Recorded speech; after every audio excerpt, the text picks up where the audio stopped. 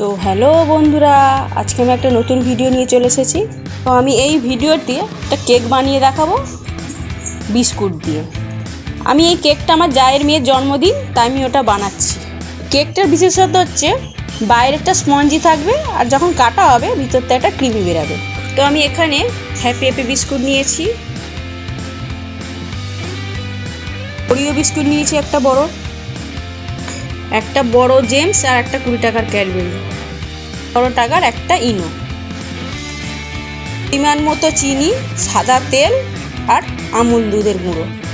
আমি এইগুলো দিয়েই আজকে কেক বানিয়ে দেখাবো। তো আমি যে কেকটার পরিমাণগুলো নিয়েছি, বিস্কুটের পরিমাণ, সেই অনুযায়ী 2টো ইনো দিলে কেকটা আরও স্পঞ্জি হতো, কিন্তু আমি এখানে 2টো ব্যবহার করব না, একটা করব, কারণ আমার ভিতরটা ক্রিমি চাই।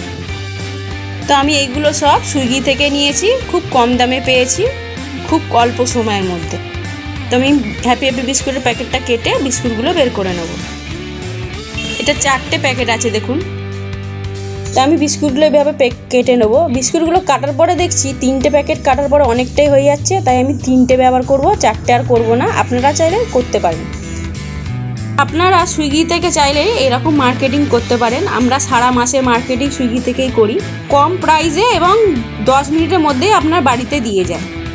আর এখানে ক্যাশ অন ডেলিভারিও হয় আর অনলাইন পেমেন্টও হয়। এবার আমি ওরিওর প্যাকেটটা কেটে নেব। এর মধ্যে 15টা বিস্কুট থাকে, এর মধ্যে থেকে আমি 13টা ব্যবহার করব আর 2টো বাঁচিয়ে রাখবো। এবার আমি একে একে সব বিস্কুটগুলো বের করে নিয়েছি। বিস্কুটগুলো বের করে নিয়ে ভালো করে সাজিয়ে রেখে দিতে হবে।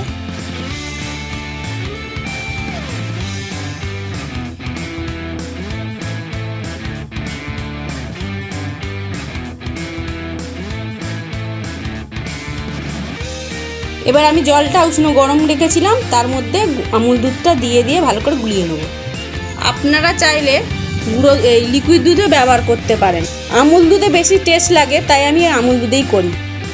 আমি বিস্কুটগুলো হাতে ভাঙছি, আমার কাছে মিক্সার নেই। আপনারা চাইলে মিক্সারে গুঁড়ো করতে পারেন। এবার আমি ওরিও বিস্কুট থেকে ক্রিমগুলো বের করে নেব। এবার আমি ছুরির সাহায্যে আলতু করে ক্রিমগুলো বের করে নিয়েছি সব, আর ওরিও বিস্কুটগুলো হ্যাপি বিস্কুটের সঙ্গে ভেঙেই গুঁড়ো করে নিয়েছি।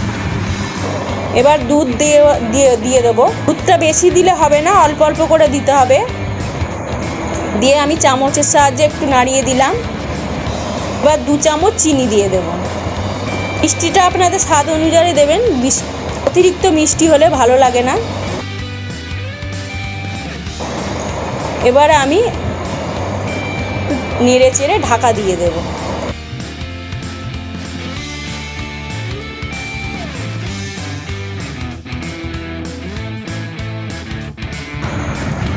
কিছুক্ষণের জন্য ঢাকা দিয়ে দিলাম। এবার আমি ঢাকনাটা খুলে নিয়ে ভালো করে চামচের সঙ্গে দিয়ে ভালো করে নেড়ে নেব। দুধের দলা যেন না থাকে, সুন্দর করে করতে হবে। আমার টেক্সচারটা ঘন বলে আর একটু দুধ দিয়ে দিলাম। দিয়ে ভালো করে বিস্কুটটাকে ভেঙে গুঁড়ো করে নেব। দেখুন এরকম ক্রিমি মতো। এবার আমি ওর মধ্যে লাস্টে ইনো দিয়ে দেবো 1 প্যাকেট। ইনো দিয়ে একটু উষ্ণ গরম দুধ দিয়েছি, দিয়ে আলতো করে নাড়িয়ে দেবো।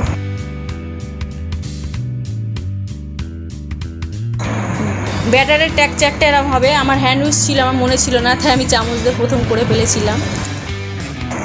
এবার আমি একটা অ্যালুমিনিয়ামের পাত্র নিয়েছি আর তেল ব্রাশ করে নিচ্ছি ভালো করে। এবার তার উপরে একটা কাগজ কেটে আর তেল দিয়ে ভালো করে তেল ব্রাশ করে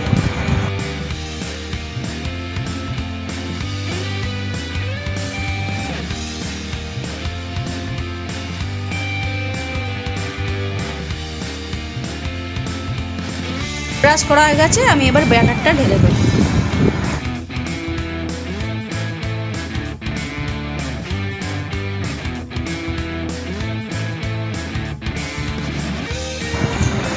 এবার আমি একটু ঝাঁকিয়ে ট্র্যাপ করে নেব যাতে সব জায়গাটা সমান থাকে।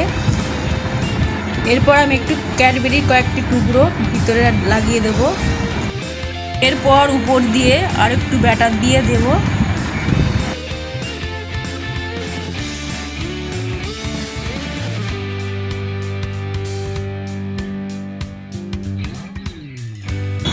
পুরো ব্যাটারটা দিয়ে ভালো করে ট্যাপ করে নিচ্ছি যাতে কোনো রকম বাতাস না থাকে।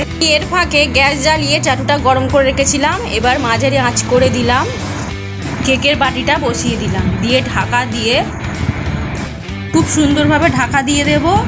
ভারী একটা কাঁসার থালা ঢাকা দিয়ে দিলাম। তো আমি 30 মিনিট রেখেছিলাম, পরে আমি আবার কিছুক্ষণ রেখেছি, তারপরে আমি ঢাকনাটা খুলে দেখেছি মোটামুটি কমপ্লিট। ওটা আমি সময়ের অভাবে দেখাতে পারিনি। আমি কেকের কাগজটা খুলে নিয়েছি, দেখুন কি সুন্দর স্পঞ্জি হয়েছে। এরপর আমি জেমস দিয়ে সাজিয়ে নেব। দেখুন কীরকমভাবে আমি সাজিয়ে নিলাম। এইভাবে সাজিয়ে নিতে হবে। আমি কোনো রকম ক্রিমগুলোকে গুলে নিইনি, আমি এরমভাবেই বসিয়ে দেবো আলতুভাবে। আপনারা চাইলে এইভাবে সাজাতে পারেন, দেখতে খুব সুন্দর লাগছে। আর কেকটা বানানো হয়ে গেছে প্রায়। আপনাদের কেমন লাগছে আপনারা কমেন্টে জানাবেন।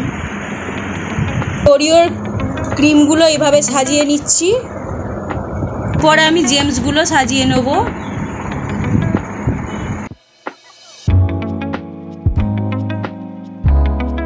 আমি জেমসগুলোকে সাজিয়ে নিয়েছি।